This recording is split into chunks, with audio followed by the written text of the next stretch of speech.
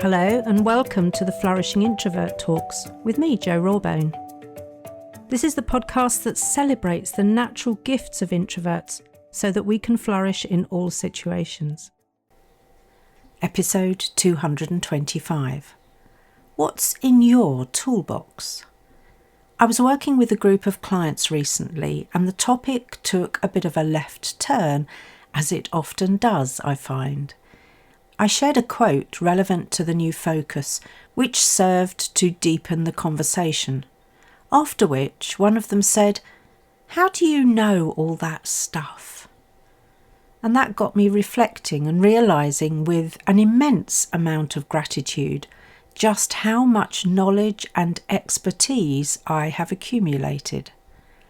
It's taken nearly 40 years, mind you, of non-stop training, coaching and facilitation practice in professional settings to build up my skill set, and that's what my clients get to benefit from. Now, I know as a lifelong learner I get excited by constantly adding to my toolbox of skills and knowledge. It's why I attend so many courses and am diligent about my continuing professional development, my CPD. Just the other week, I got to spend some quality time with my associates and we were all energised by the sharing of new techniques and theories that we could add to our own toolboxes. But I get even more excited knowing that my clients will be the primary beneficiaries of my growth. And that comes with the additional bonus that the people in their sphere of influence, be it colleagues or personal contacts, receive a secondary benefit. And that's the ripple effect that I love to talk about on my Dropping Pebbles in the Pond show. If you've not caught it yet, you can find it on my Flourishing Introverts Media YouTube channel. Anyway, this got me thinking, how often do we acknowledge ourselves and maybe even share with relevant parties how varied and comprehensive the contents of our toolboxes are? If you listened to my episode on self-promotion without the ick, you'll know how important it is to be able to talk about how we add value without boring the pants off everyone. When I asked a professional services client recently what was in their personal and professional skills toolbox, they looked blank for a while and then admitted that they're not sure as they never give it a thought. Well, I suggested it's time to blow the dust off and have a peer inside and see what's there. I love the analogy of a toolbox, another gift from my practical father.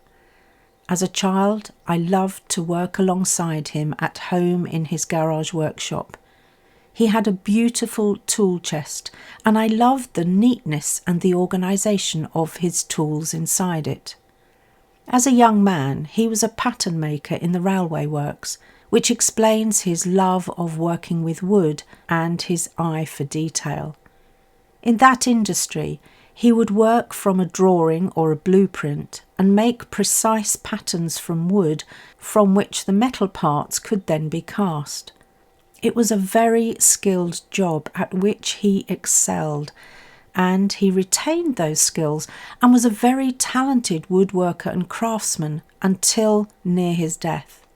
I remember him telling me that his first test when becoming a pattern maker was to plane 2 pieces of wood so they were so smooth they created a vacuum and held together. When you picked up one piece, the other piece came with it. After he passed that test, he was then required to make his own tool chest out of mahogany, the very tool chest that so many years later I admired. It was still in beautiful condition when he died more than 50 years after he had made it. Anyway, one of the lessons I learned by being in his presence was the importance of looking after the tools of your trade. In his case, that meant keeping them clean and sharp. You know what they say, it's a bad workman who blames his tools. In my case, the tools of my trade are not just physical, but my skills and knowledge, and the intangible, intuitive feel with which I use or apply them. And just like my father and his woodworking tools, I know I need to keep my skills and knowledge sharp, or attuned, as I often think of it. I regularly delve into my toolbox to see what needs updating, sharpening, or replacing. I'm often surprised at what's lurking at the bottom, almost forgotten and used too infrequently. Finding them again is like reconnecting with old friends from years gone by. And I also need to be discerning, because just like old friends, maybe there's a reason why they fell out of favour, and just because I'm nostalgic about the good times we had together, just like my old friends, it doesn't mean that I should bring them back into my life. As the saying goes, people are in our lives for a reason, a season, or a lifetime. So it is with the tools of my trade. The move to virtual delivery of training and coaching at the start of lockdown gave most of us in the world of learning and development a jolt to add more tech skills to our toolkits. There was a very real reason. Some trainers resisted, and for many their practices suffered as a result. I found that I settled into virtual delivery really quickly and enjoyed some of the unexpected benefits. The main one is that when I give the delegates a camera off, mic off break, I get a break too. When I'm working face to face with clients, that rarely happens, and if that's the case, I'll often struggle to keep sufficient charge in my batteries to be really present with the group that I'm working with. Taking moments or longer breaks to recharge are actually a necessary bit of equipment in my toolkit. I think of those breaks as my all-purpose tools. Now, just like me and my beloved father, you too have built your box of skills, knowledge and approaches over your lifetime. And I have some questions for you. I invite you to really reflect on them and capture your thoughts. Firstly, how aware are you of all of the tools of your trade in your toolbox? You see, it's all too easy to discount them or assume everyone has them and therefore think they're nothing special. They are special because you have them, and there is no one in this world quite like you. They are part of what makes you unique. Taking the time to do an inventory, to list out everything you've acquired and mastered over your lifetime is essential. Next, how often are you doing this inventory and what are you doing with it? Once you're aware of all of the tools at your disposal, it's time to see if they are still fit for purpose. One of my more newly acquired skills is expanded emotional literacy. You may have heard me say before how I'd spent much of my life, until my 50s actually, a bit like a head on a stick, disconnected from my emotions. I now know that being disconnected is not an option if I want to be really present for and with my clients. Other introverts may need to review their competence at different skills like bravery or the making and taking of phone calls. I recommend doing this inventory at least once a year given the pace of life and business. This gives you the opportunity to check on the viability and relevance of the tools of your trade to see what needs updating or replacing. I imagine you've heard of skill fade. This happens when we don't use our talents often enough. Undertaking this inventory activity through the lens of your true purpose and desired direction in life is invaluable. It allows you to create a development plan that leads to timely and meaningful action. And then, how well do you talk about what's in your toolbox?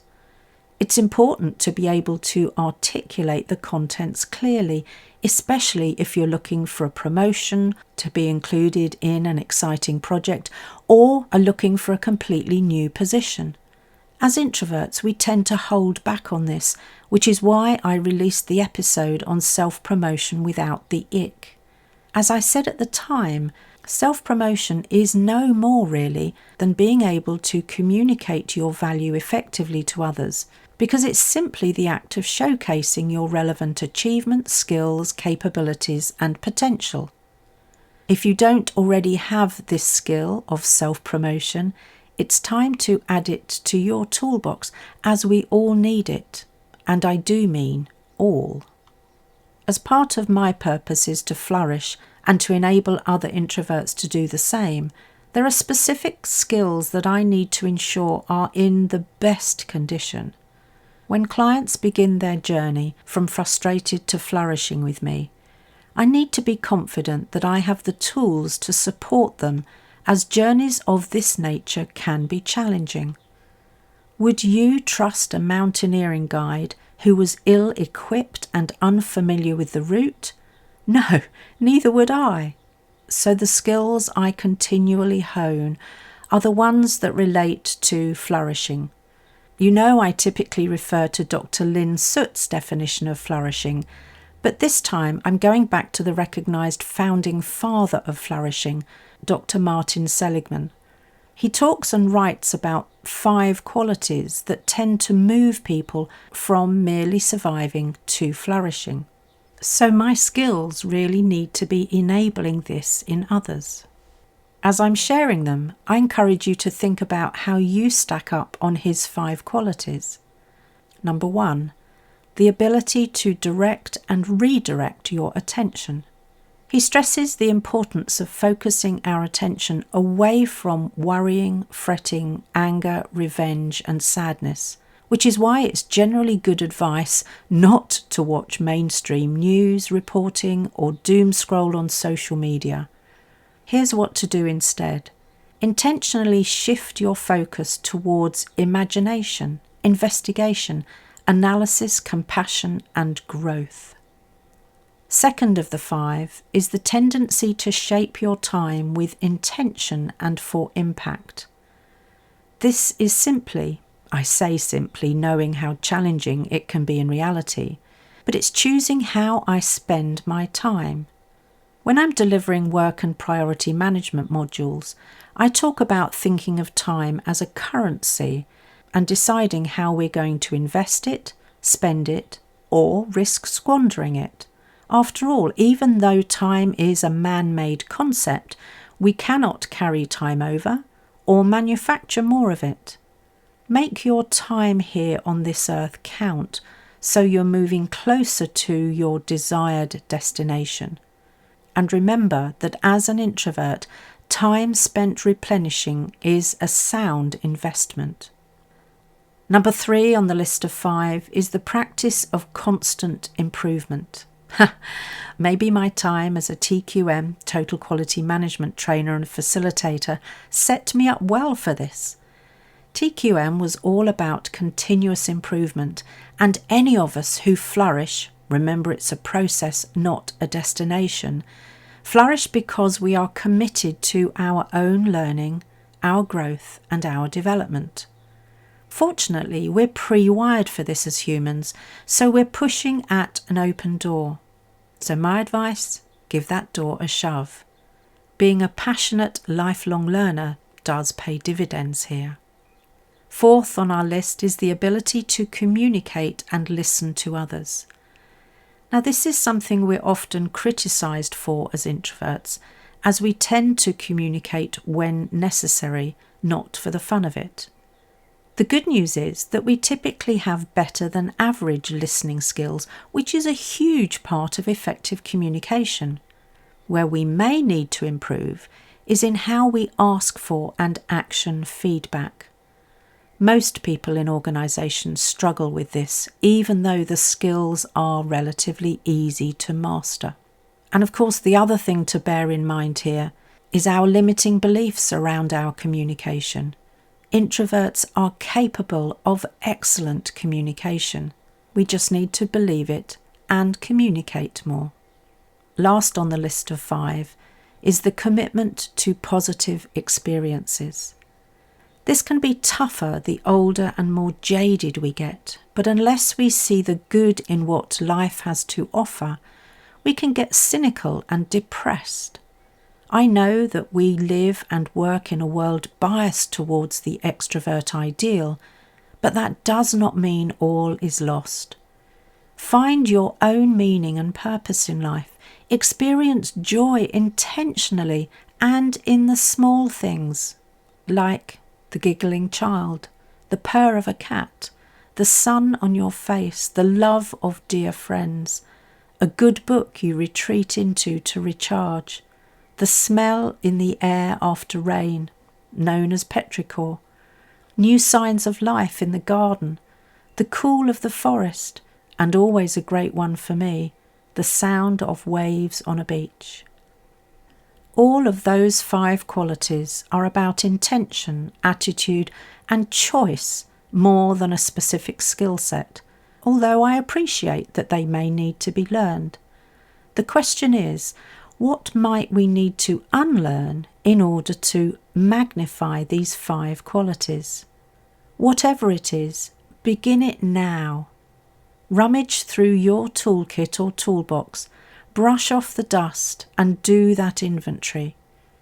What you have there is gold, and you just need to know how to make the most of it. So I repeat, begin now.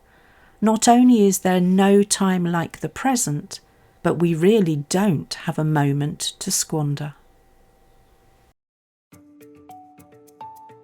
If you enjoyed this episode as much as I did, then please subscribe, rate us and leave a comment, because we know that helps other people find the podcast. And if other people find us, other introverts can flourish. You are listening to an Intentional Media Production podcast.